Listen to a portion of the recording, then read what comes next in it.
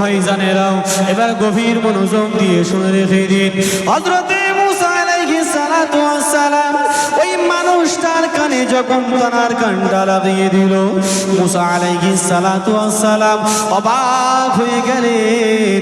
আহারে, যে মানুষটার হাত নড়ে না, যে মানুষটার পাও নড়ে না, গোটা বডিটা বেকার হয়ে গেছে, কিন্তু ওই মানুষটা ঠোঁটটা নাড়িয়ে নাড়িয়ে নাড়িয়ে দুনিয়ার কোনো কথা নয়, দুনিয়ার কোনো কথা বান্তারা নয়, আমার আল্লাহ পাক আল্লাহ তাআলার আল্লাহর জিকিরে মশগুল আছে। মুসা আলাইহিস সালাতু ওয়াস সালাম অবাক হয়ে তিনি দাঁড়িয়ে গেলেন।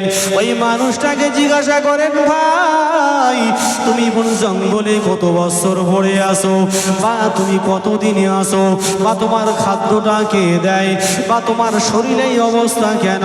ও ভাইজানেরা, ওই সময় মুসা আলাইহিস সালাতু ওয়াস সালামকে উত্তর দেওয়া হয়েছিল। মুসা আলাইহিস সালাতু ওয়াস সালামকে বলা হলো, ভাই এই বন জঙ্গলের মধ্যে আজ 70টা বছর পার হয়ে গেল। এই বন জঙ্গলের মধ্যে একই ধারাবাহিক ভাবে একই অবস্থায় শুয়ে শুয়ে শুয়ে আমি মহান আল্লাহ পাকের জিকির তাসবিহ করি। আর 70 বছর পার হয়ে গেল, একই জায়গাতে শুয়ে, একই জায়গাতে আমি শুয়ে, হাতও নড়ে না, পাও নড়ে না, অনলি ফোর শুধুমাত্র জবানটা চলছে। মুসা আলাইহিস সালাতু ওয়াস সালামকে বললেন যে, ভাই এই জায়গায় আমি 70টা বছর শুয়ে শুয়ে আমি আমার আল্লাহ সুবহানাহু ওয়া তাআলার জিকির আজগার করি। জোরে বলুন। আমার ভাইজানেরা, আমি আপনাদেরকে যে কথা বলছিলাম, মুসা আলাইহিস সালাতু ওয়াস সালাম যখন তাকে জিজ্ঞাসা করলো, ভাই আর 70টি বছর তুমি এই জঙ্গলে পড়ে আসো, তোমার খাদ্যটা কে আনে, কে বা তোমার খাদ্য দেয়? ওই সময় উত্তর দিয়েছিলেন, ভাই আমার যখন খিদা লাগে, আমার যখন ভোগ লাগে, আমার আল্লাহ পাক আল্লাহ তাআলা একটা পাখির মাধ্যমে আমার খাদ্যটা দিয়ে দেয়। আমার ভাইরা, ওই মানুষটা বলতে লাগলো, ওই মানুষটা বলতে লাগলো, আমার যখন ভোগা লাগে, আমার যখন খিদা লাগে, আমার আল্লাহ পাক আল্লাহ তাআলা ওই পাখির মাধ্যমে, ওই পাখির মাধ্যমে তার ঠোঁট দিয়ে তিনি খাদ্য নিয়ে এসে আমার বুকেতে বসে, শুধু বসে না বসে না, আমার গালেও আমার খাদ্যটা দিয়ে দেয়। জোরে বলুন। শুধু বুকে আমার বসে না, আমার গালে তিনি খাদ্যটাও তিনি দিয়ে দেন। করিয়েছেন কে? জোরে বলুন। আচ্ছা, আমার ভাইজানেরা, আমি আপনাদেরকে যে কথা বোঝাতে চাইছিলাম, আল্লাহ পাক আল্লাহ তাআলা বলে, বান্দারে তাহলে তোমার মায়ের পেটে, ঠিক আছে তো নাকি? জোরে বলুন। আল্লাহ বলে, বান্দারে তোমার মায়ের পেটে 10 মাস 10 দিন আমি আল্লাহ খাইয়েছি। বান্দা তোমার তখন বিশ্বাস ছিল। আল্লাহ বলে, বান্দারে দুনিয়ার জমিনেতে বান্দা তুমি যেদিন এলে তোমার মায়ের দুধ খাইয়েছি, তখনও তোমার বিশ্বাস ছিল। আমার বান্দা, যখন তুমি 2 টাকা ইনকাম করা শুরু করলে, যখন তুমি ইনকাম করা শুরু করলে, আমার প্রতি ভরসাটা তোমার চলে গেল, আমার প্রতি আর তোমার বিশ্বাস রইল না। আর এখানেও আমরা মুনাফিকি করলাম, কি করলাম না? রাগ হচ্ছে কারুর? আমার ভাইরা, আল্লাহ পাক আল্লাহ তাআলা বলে, বান্দারে আমি কি তোমাদের রব নই? আমরা বলেছিলাম হ্যাঁ আপনি আমাদের রব, সেখানে অস্বীকার করলাম, দুনিয়াতে মুনাফিকি করলাম, করলাম কি করলাম না? আল্লাহর সাথে গাদ্দারি করলাম। আল্লাহ বলে, বান্দারে তোমার খাওয়াবার মালিক হলাম আমি আল্লাহ। তোমার মায়ের পেটে দুনিয়াতে বান্দা তুমি যখন বড় হলে, আমার প্রতি তোমার বিশ্বাসটা কেমন করে চলে গেল? ঠিক না বেঠিক? আমার ভাইরা, আল্লাহ পাক আল্লাহ তাআলা বলে, বান্দারে তুমি যদি আমার দ্বীনের প্রতি কায়েম থাকো, সুন্নাহ অনুযায়ী চলো, আমার আল্লাহ পাক আল্লাহ তাআলা বলেন ومن يرزق من يشاء بغير حساب আমার আল্লাহ পাক আল্লাহ তাআলা বলে বান্দারে তোমার কোথা থেকে আমি আল্লাহ রিজিক দেব বান্দা তুমি কখনো কল্পনা করতে পারবে না হাজারো ব্যথা বেদনার পরে ফিরে আসনি তুমি আপন ঘরে হাজারো ব্যথা বেদনার পরে ফিরে আসনি তুমি আপন ঘরে দিনের আলো ও তুমি ছড়িয়ে দিতে গে দিনের আলো ও তুমি ছড়িয়ে দিতে গে চলে গেলে মদিনায় মক্কা ছেড়ে হে রাসূল তোমাকে ভুলি আমি কেমন করে হে রাসূল তোমাকে ভুলি আমি কেমন করে গে হাজারো ব্যথা বেদনার পরে ফিরে আসনি তুমি আপন ঘরে হাজারো ব্যথা বেদনার পরে ফিরে আসনি তুমি আপন ঘরে দিনের আলো ও তুমি ছড়িয়ে দিতে গে দিনের আলো ও তুমি ছড়িয়ে দিতে গে চলে গেলে মদিনায় মক্কা ছেড়ে হে রাসূল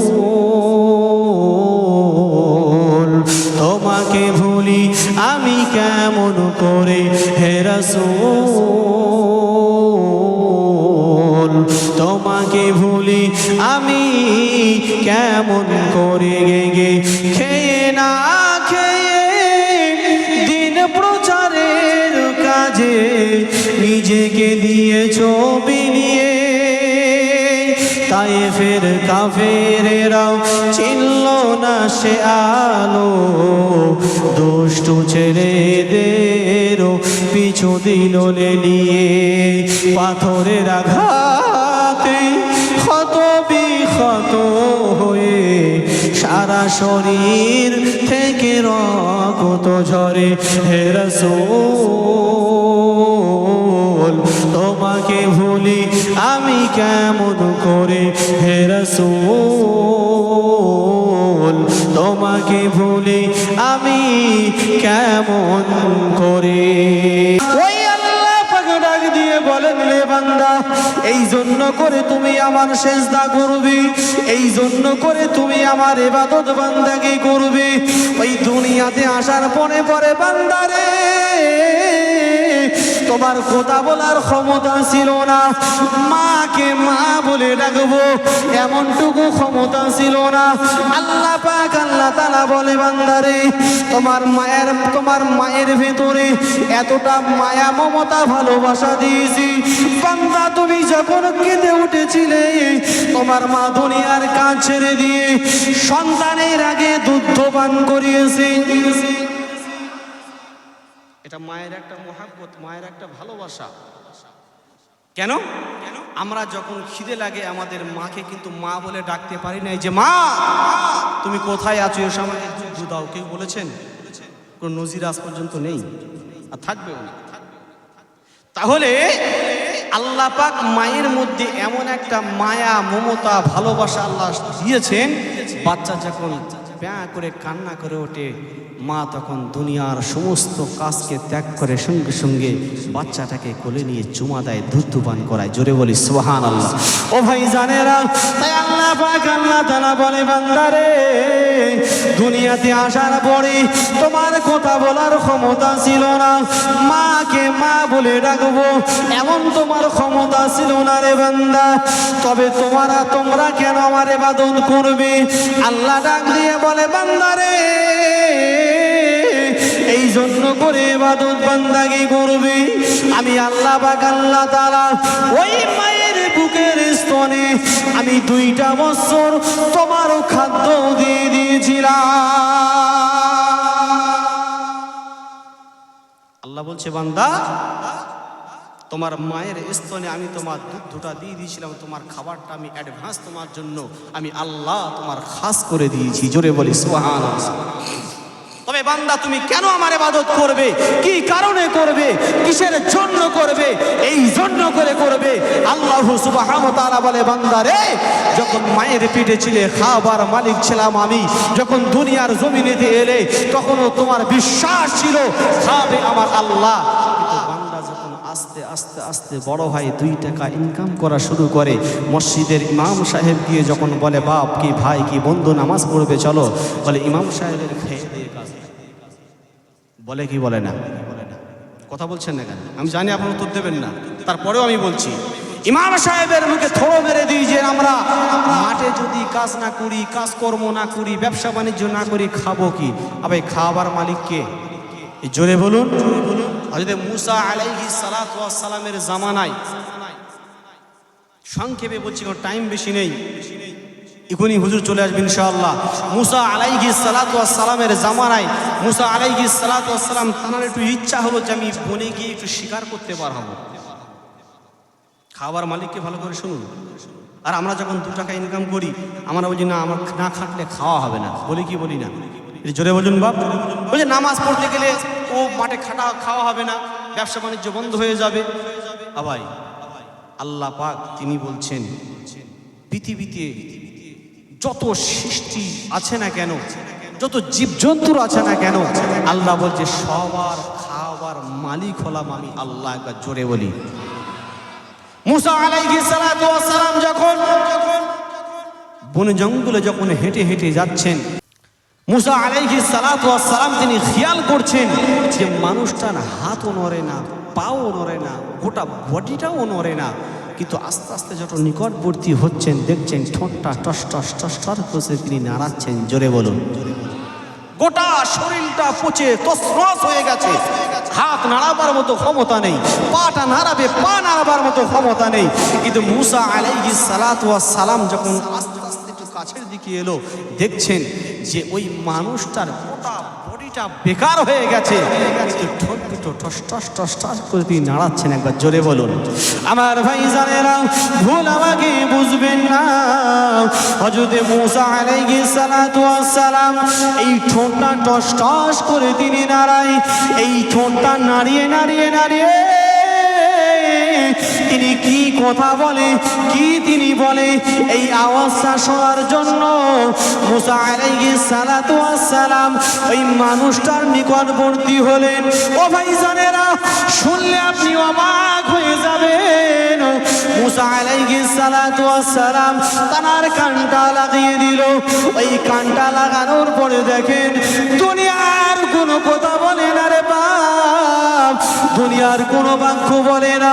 ওই মানুষটা ঠোঁটটা নাড়িয়ে নাড়িয়ে নাড়িয়ে সুবহানাল্লাহি ওয়ালহামদুলিল্লাহি ওয়ালা ইলাহা ইল্লাল্লাহু আল্লাহু আকবার, দুনিয়ার কোনো কথা বলে না। তিনি কি করছেন? ঠোঁটটা নাড়িয়ে নাড়িয়ে সুবহানাল্লাহ আলহামদুলিল্লাহ ওয়ালা ইলাহা ইল্লাল্লাহু আল্লাহু আকবার আল্লাহর জিকির করছেন। জোরে বলি সুবহানাল্লাহ। ও ভাইজানেরা, এবার গভীর মনোযোগ দিয়ে শুনে রেখে দিন। হযরত মুসা আলাইহিস সালাতু ওয়াস সালাম ওই মানুষটার কানে যখন তার কানটা লাগিয়ে দিল, মুসা আলাইহিস সালাতু ওয়াস সালাম অবাক হয়ে গেলেন। আহারে, যে মানুষটার হাত নড়ে না, যে মানুষটার পাও নড়ে না, গোটা বডিটা বেকার হয়ে গেছে, কিন্তু ওই মানুষটা ঠোঁটটা নাড়িয়ে নাড়িয়ে নাড়িয়ে দুনিয়ার কোনো কথা নয়, দুনিয়ার কোনো কথা বান্তারা নয়, আমার আল্লাহ পাক আল্লাহ তাআলার আল্লাহর জিকিরে মশগুল আছে। মুসা আলাইহিস সালাতু ওয়াস সালাম অবাক হয়ে তিনি দাঁড়িয়ে গেলেন। ওই মানুষটাকে জিজ্ঞাসা করেন, ভাই তুমি কোন জঙ্গলে কত বছর পড়ে আসো, বা তুমি কতদিনে আসো, বা তোমার খাদ্যটা কে দেয়, বা তোমার শরীরে এই অবস্থা কেন? ও ভাইজানেরা, ওই সময় মুসা আলাইহিস সালাতু ওয়াস সালামকে উত্তর দেওয়া হয়েছিল। মুসা আলাইহিস সালাতু ওয়াস সালামকে বলা হলো, ভাই এই বন জঙ্গলের মধ্যে আজ 70টা বছর পার হয়ে গেল। এই বনে জঙ্গলের মধ্যে একই ধারাবাহিক ভাবে একই অবস্থায় শুয়ে শুয়ে শুয়ে আমি মহান আল্লাহ পাকের জিকির তাসবিহ করি। আর 70 বছর পার হয়ে গেল, একই জায়গাতে শুয়ে, একই জায়গাতে আমি শুয়ে, হাতও নড়ে না, পাও নড়ে না, অনলি ফোর, শুধুমাত্র জবানটা চলছে। মুসা আলাইহিস সালাতু ওয়াস সালামকে বললেন যে ভাই, এই জায়গায় আমি 70টা বছর শুয়ে শুয়ে আমি আমার আল্লাহ সুবহানাহু ওয়া তাআলার জিকির আজগার করি। জোরে বলুন। আপনারা একটু বিবিকে নাড়া দেন তো এবার। সেই মানুষটার থেকে কি আমরা এতটাই দুর্বল হয়েছি? মুয়াজ্জিন সাহেব যখন আজান দেয়, হাইয়া আলাস সালাহ, হাইয়া আলাস সালাহ, এসো তোমরা নামাজের দিকে। মুয়াজ্জিন সাহেব যখন আজান দেয়, আস-সালাতু খায়রুম মিনান নাওম, ঘুম থেকে নামাজ উত্তম। আমরা বলি না, নামাজ থেকে ঘুম উত্তম। সেই মানুষটার দিকে খেয়াল করুন তো একটু, যে মানুষটা কিনা 70টি বছর একই জায়গাতে শুয়ে শুয়ে আমার আল্লাহ পাকের জিকির আজগার করে, এবং শুধু তাই নয়, ওই জায়গাতে শুয়ে শুয়ে তার খাদ্যটা স্বয়ং আমার আল্লাহই দিচ্ছেন। জোরে বলুন সুবহানাল্লাহ। মুসা আলাইহিস সালাম জিজ্ঞাসা করলেন যে ভাই, মানলাম তুমি এই জায়গাটায় 70টা বছর শুয়ে আসো, কিন্তু তোমার খাদ্যটা কে এনে দেয়? জোরে বলবেন না, এটি জোরে বলবেন না সুবহানাল্লাহ। কারো অসুবিধা হচ্ছে নাকি? এটি জোরে বলুন, জোরে বলুন, দ্বিধাবোধ করবেন না। ইনশাআল্লাহ অল্প সময়ের মধ্যে হুজুর চলে আসবে। কেন আমি জানি যে আপনারা মনে মনে করছেন যে প্রতি সপ্তাহে তো ইমাম সাহেবের ওয়াজ শুনি, কি আর ওয়াজ শুনবো, এরকম কারো মনে হচ্ছে নাকি? যে দরুদ শরীফ পড়েন তো, আল্লাহুম্মা সাল্লি আলা সাইয়্যিদিনা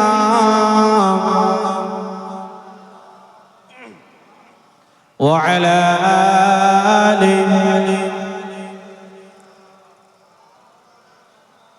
হাজারো ব্যথা বেদনার পরে ফিরে আসনি তুমি আপন ঘরে। হাজারো ব্যথা বেদনার পরে ফিরে আসনি তুমি আপন ঘরে। দিনের আলো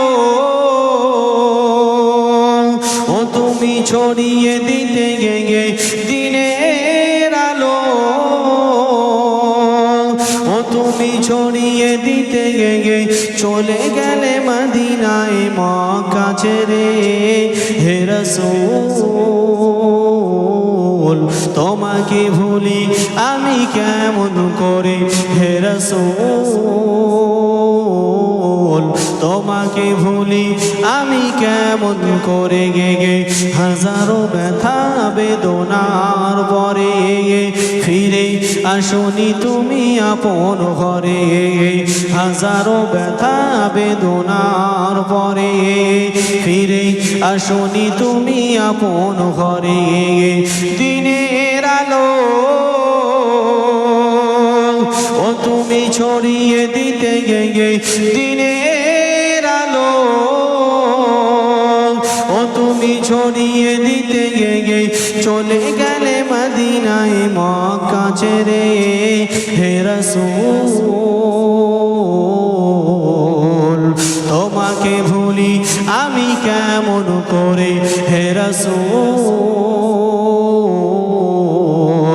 তোমাকে ভুলি আমি কেমন করে গে। খেয়ে না খেয়ে দিন প্রচারের কাজে নিজেকে দিয়েছো বিলিয়ে। তায়েফের কাফেরেরাও চিনল না সে আলো, দুষ্ট ছেলেদেরও পিছু দিল লেলিয়ে। পাথরের আঘাতে ক্ষত বিক্ষত হয়ে সারা শরীর থেকে রক্ত ঝরে। হে রাসূল তোমাকে ভুলি আমি কেমন করে, হে রাসূল তোমাকে ভুলি আমি কেমন করে। আল্লাহুম্মা সাল্লি আলা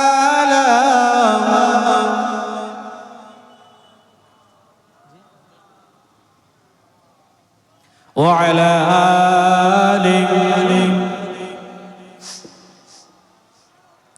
আমার ভাইজানেরা, আমি আপনাদেরকে যে কথা বলছিলাম, মুসা আলাইহিস সালাতু ওয়াস সালাম যখন তানাকে জিজ্ঞাসা করলো, ভাই আর 70টি বছর তুমি এই জঙ্গলে পড়ে আসো, তোমার খাদ্যটা কে আনে, কে বা তোমার খাদ্য দেয়? ওই সময় উত্তর দিয়েছিলেন, ভাই আমার যখন খিদা লাগে, আমার যখন ভোগ লাগে, আমার আল্লাহ পাক আল্লাহ তাআলা একটা পাখির মাধ্যমে আমার খাদ্যটা দিয়ে দেয়। আমার ভাইরা, ওই মানুষটা বলতে লাগলো, ওই মানুষটা বলতে লাগলো, আমার যখন ভুখা লাগে, আমার যখন খিদা লাগে, আমার আল্লাহ পাক আল্লাহ তাআলা ওই পাখির মাধ্যমে, ওই পাখির মাধ্যমে তার ঠোঁট দিয়ে তিনি খাদ্য নিয়ে এসে আমার বুকেতে বসে, শুধু বসে না আমার গালেও আমার খাদ্যটা দিয়ে দেয়। জোরে বলুন, শুধু বুকে আমার বসে না, আমার গালে তিনি খাদ্যটাও তিনি দিয়ে দেন। করিয়েছেন কে? জোরে বলুন। আচ্ছা, কোথায় ছেড়েছিলাম মনে আছে আপনাদের? একজন বলুন। এই হচ্ছে আমাদের শ্রোতাদের আজকে দশা। আমরা এতটা মানে বায়ানকে মহাব্বত করি, এতটা বায়ানকে ভালোবাসি যে বায়ানের প্রতি যে শুনি এক কান বার করে আর এক কান দিয়ে, কিন্তু আমরা তো বকতে বকতে তক্তা হয়ে যাই। তা আমাদের খেয়াল থাকে কোথায় ছাড়ি আর কোথায় না ছাড়ি। কথা ঠিক না বেটি? আমার ভাইজানেরা, আমি আপনাদেরকে যে কথা বোঝাতে চাইছিলাম, আল্লাহ পাক আল্লাহ তাআলা বলে, বান্দারে তাহলে তোমার মায়ের পেটে, ঠিক আছে তো নাকি? জোরে বলুন। আল্লাহ বলে, বান্দারে তোমার মায়ের পেটে 10 মাস 10 দিন আমি আল্লাহ খাইয়েছি। বান্দা তোমার তখন বিশ্বাস ছিল। আল্লাহ বলে, বান্দারে দুনিয়ার জমিনেতে বান্দা তুমি যেদিন এলে তোমার মায়ের দুধ খাইয়েছি, তখনও তোমার বিশ্বাস ছিল। আমার বান্দা, যখন তুমি 2 টাকা ইনকাম করা শুরু করলে, যখন তুমি ইনকাম করা শুরু করলে, আমার প্রতি ভরসাটা তোমার চলে গেল, আমার প্রতি আর তোমার বিশ্বাস রইল না। আর এখানেও আমরা মুনাফিকি করলাম, কি করলাম না? রাগ হচ্ছে কারুর? আমার ভাইরা, আল্লাহ পাক আল্লাহ তাআলা বলে, বান্দারে আমি কি তোমাদের রব নই? আমরা বলেছিলাম হ্যাঁ আপনি আমাদের রব, সেখানে অস্বীকার করলাম, দুনিয়াতে মুনাফিকি করলাম, করলাম কি করলাম না? আল্লাহর সাথে গাদ্দারি করলাম। আল্লাহ বলে, বান্দারে তোমার খাওয়াবার মালিক হলাম আমি আল্লাহ। তোমার মায়ের পেটে দুনিয়াতে বান্দা তুমি যখন বড় হলে, আমার প্রতি তোমার বিশ্বাসটা কেমন করে চলে গেল। ঠিক না বেঠিক? আমার ভাইরা, আল্লাহ পাক আল্লাহ তাআলা বলে, বান্দারে তুমি যদি আমার দ্বীনের প্রতি কায়েম থাকো, সুন্নাহ অনুযায়ী চলো, আমার আল্লাহ পাক আল্লাহ তাআলা বলেন, وَمَن يَرْزُقُ مَن يَشَاءُ بِغَيْرِ حِسَابٍ। আমার আল্লাহ পাক আল্লাহ তাআলা বলে, বান্দারে তোমার কোথা থেকে আমি আল্লাহ রিজিক দেব, বান্দা তুমি কখনো কল্পনা করতে পারবে না। আমার ভাইজানেরা, আমি আপনাদেরকে বলে যাব, আজকে যারা জামানার কুতুব হয়েছেন, আল্লাহর ওলি বলে দাবি করেন, তাদের দিকে একটু তাকিয়ে দেখুন, তাদের দিকে তাকিয়ে দেখুন। কেন? তারা সয় সম্পদ ছেড়েছেন, দুনিয়াকে ছেড়েছেন। আল্লাহ বলে, বান্দারে তুমি দুনিয়া ছেড়েছো, তোমার দুঃখ করার কোনো জায়গা নেই। তবে বান্দা চিন্তা করো না, তুমি যে দুনিয়া ত্যাগ করেছো, এই দুনিয়া আবার আমি তোমার কদমে ঢেলে দেব। আমার ভাইজানেরা, আল্লাহর ওলি বলে যারা দাবি করেন, চাইছে ফুরফুরা জামানার মুজাদ্দিদ আবু বকর রহমাতুল্লাহ আলাইহি হোক না কেন, চাই জামানার মুর্শিদ আজান গাছি হোক না কেন, ও ভাইজানেরা এনারা কিন্তু এমনি এমনি আল্লাহর বলি হয় নাই, এমনি এমনি আল্লাহর মাহবুব হয় নাই। ও ভাইজানেরা ওলি চেনার 4টি উপায় আছে। 1 নম্বরে বলি, তারা কখনো দুনিয়া লোভী হবে না। জোরে বলুন সুবহানাল্লাহ। 4টে পয়েন্ট আছে ওলি চেনার। ওলি চিনবেন আপনি কেমন করে? 1 নাম্বার পয়েন্ট হচ্ছে ওলি হবে সেই যার দুনিয়ার কোনো লোভ লালসা থাকবে না। একবার জোরে বলো, জোরে বলো। সে হবে মুত্তাকি। এরকম করে 4টে শর্ত অনেক কিন্তু আছে, মেন মূল 4টে বিষয় তুলে ধরা হয়েছে। তার মধ্যে 1 নম্বরে বলা হয়েছে, যারা আল্লাহর ওলি বলে দাবি করবে তারা কখনো দুনিয়া লোভী হতে পারে না। জোরে বলুন সুবহানাল্লাহ। আমার ভাইজানেরা, আমি আপনাদেরকে যে কথা বোঝাতে চাইছিলাম, তাহলে আমরা আল্লাহর ইবাদত বান্দাগি করব কেন? খোদার ঘরে এসে আল্লাহর কাছে সিজদা দেব কেন? এক সময় সাহাবায়ে কেরামেরা আল্লাহর রাসূলকে জিজ্ঞাসা করেন, ইয়া রাসূলুল্লাহ, ইয়া হাবিবাল্লাহ, হুজুর, আল্লাহ এবং বান্দা নিকটবর্তী কখন হয়? জোরে বলুন। আমরা তো শুধু মুখে বলি আল্লাহ, মুখে বলি আল্লাহ, কিন্তু বাস্তব কথা হবে আল্লাহকে অন্তর থেকে আজও পর্যন্ত মানতে পারি নাই। আজকে যদি অন্তর থেকে সেই আল্লাহকে মানতাম, রাগ করবেন না ভাই, দুঃখ নেবেন না, মুখের দাড়িগুলো আজকে ওটা ছাটা হতো না ভাই। আজকে সেই আল্লাহকে আমরা মানতাম, রাস্তায় বসে জুয়া খেলতাম না। সেই আল্লাহকে যদি মানতাম, চায়ের দোকানে বসে গীবত, পরনিন্দা, পরচর্চা কখনো করতে পারতাম না, মদ পান করতে পারতাম না, অন্যায় কাজে লিপ্ত হতে পারতাম না। আল্লাহ কোরআনে বলেছেন, ইয়া আইয়ুহাল্লাযীনা আমানুত্তাকুল্লাহ, হে আমার বিশ্বাসী বান্দাগণ, তোমরা আমাকে ভয় করো। ভয় কেমন করতে হবে সেটাও জুম্মার সময় আপনাদেরকে বলেছিলাম ভাই। এমন ভয়, আল্লাহর খৌফ অন্তরে রাখতে হবে। একটা পা ফেলেছেন, আর একটা পা আপনি ফেলবেন, চিন্তা ভাবনা করবেন, এই পাটা আমি ফেলছি কোন জায়গাতে আমরা যাচ্ছে। ও তার রাগ হচ্ছে নাকি ভাই? দুঃখ করবেন না ভাই, বাস্তব কথা বলছি। আজকে নামদারি সলিমউদ্দিন, কলিমউদ্দিন, নামের আগে আব্দুল মুহাম্মদ, আব্দুল জব্বার, আব্দুল গফফার নাম রাখলে মুসলমান হওয়া যায় না। নাম যদি আপনি মুসলমান বলে দাবি করেন, ইমানদার বলে যদি দাবি করেন, আপনার কিছু পেশ করতে হবে। যেমন উদাহরণসহ ধরেন, এই যে আমাদের কাছ থেকে যে এসআইআর হচ্ছে না বাপ, আজকে তো এসআইআর নামে মানুষের কত হেনস্থ করা হচ্ছে। যাক, ওদিকে আমি যাচ্ছি না। আপনার প্রমাণ দিতে লাগছে আপনি কাজ ছেলে, আপনার মাকে, আপনার বাপকে আপনি প্রুফ যদি করতে না পারেন, আপনার ও ডয়সি লয় কাটটা হয়ে যাবে। কথা ঠিক না বেঠিক? ডিরেক্ট চলে যাবে। তাহলে আমি যদি নিজেকে মুসলমান বলে দাবি করি, নিজেকে ইমানদার বলে দাবি করি, আল্লাহ বলছে বান্দা তোমারও কিছু প্রুফ দেওয়া লাগবে। যেমন সর্বপ্রথমে প্রুফ হলো বান্দা তোমার 5 ওয়াক্ত নামাজ লাগবে। জোরে বলুন। এখনই যদি বলি নামাজ পড়তে হাত তুলে, হাত কিন্তু উঠবে না, লজ্জা লাগবে আমাদের। এগুলো লজ্জা লাগা দরকার। ইমাম সাহেব বলে কথাগুলো বলছি, আমাদের লজ্জায় মাথা হ্যাট করা দরকার যে আল্লাহর কাছে স্বীকার করলাম। আল্লাহ বলছে বান্দা তোমাকে খাওয়াবার মালিক হলাম আল্লাহ, আমি আল্লাহ, এবং তোমার দুনিয়াতে যতদিন তুমি হায়াতে থাকবে খাওয়াবার মালিক হলাম আমি আল্লাহ। কিন্তু সেই আল্লাহর নাফরমানি করি তো কেমন করে করি? ভাই হাতে না ধরে পায়ে ধরে বল, প্রতি জুমাতে আমি বায়ান করি, অনেক মুসল্লি বলে ইমাম সাহেব আপনি যা বায়ান করেন মার বাদ দিয়ে সব হচ্ছে, লাভটা কি হচ্ছে, কাজটা কি আমাদের হচ্ছে? মসজিদে শুনলাম, এক কান দিয়ে শুনলাম আর অপর এক কান দিয়ে বার করে চলে গেলাম। আপনি জানেন না এর দরুন আপনার কাল কিয়ামতের ময়দানে আযাবে ভোগ করতে হবে। কি আযাব? আল্লাহ রাসূল সাল্লাল্লাহু তাআলা আলাইহি ওয়াসাল্লাম বলেন, ও আমার সাহাবীরা, কাল কিয়ামতের ময়দানে আল্লাহ সুবহানাহু ওয়া তাআলা কিছু সংখ্যক মানুষদেরকে রড, এই ধরনের একটা রড আছে না, এই রড লাল টক টক টক টক করবে, বলছে এক কান দিয়ে প্রবেশ করাবে, অপর এক কান দিয়ে বার করবে। তো সাহাবায়ে কেরামরা যখন আল্লাহর রাসূল কোনো কথা বলতেন, মানে কি সে মাছের খোরাকের মতন টপাস করে গিলে ফেলতেন। জোরে বলুন। কেন? আল্লাহ রসুলকে যত প্রশ্ন করেছেন আল্লাহ রসুল তত উত্তর দিয়েছেন, তত সাহাবীদের জ্ঞান বেড়েছেন। তাই তো আল্লাহ রসুল বলেছেন আমার এক একটা সাহাবী এক একটা নক্ষত্র পাথরের মতন। জোরে বলুন সুবহানাল্লাহ। সাহাবী এমনি এমনি হয়নি বাপ। আপনি মুসলমান বলে দাবি করেন, কিসের মুসলমান আপনি? নিজেকে প্রমাণ দেন।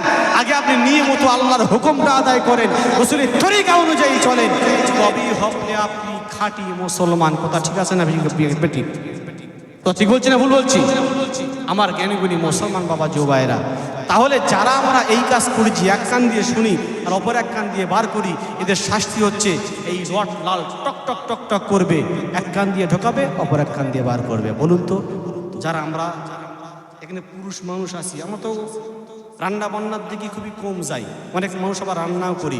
যারা রান্না করে তাদের জিজ্ঞেস করবেন যে আগুনের ধারে যখন থাকে ওই আগুনের ঝাঁঝের মুখটা কেমন জ্বালা করে, জিজ্ঞাসা করে দেখবেন। বাড়ির আপনার বিবিকে জিজ্ঞাসা করে দেখবেন যে বিবিটা সারাটা দিন রোজা রেখে আপনার জন্য তিনি রান্না বান্না করেছেন, কত কষ্ট করে আগুনের তাপ সহ্য করে, তাকে একটাবার গিয়ে জিজ্ঞাসা করবেন যে কত কষ্ট, কত ধানে কত চাল। তাহলে ওই রকম রড যখন এক কান দিয়ে ঢোকাবে, অপর এক কান দিয়ে বার করবে, আবার সহ্য করতে পারবেন তো? যদি সহ্য করতে পারেন তাহলে এখানে কথা শুনবেন, পরে গিয়ে ভুলে যাবেন, কোনো অসুবিধা নেই। বুঝতে পারছেন কথা?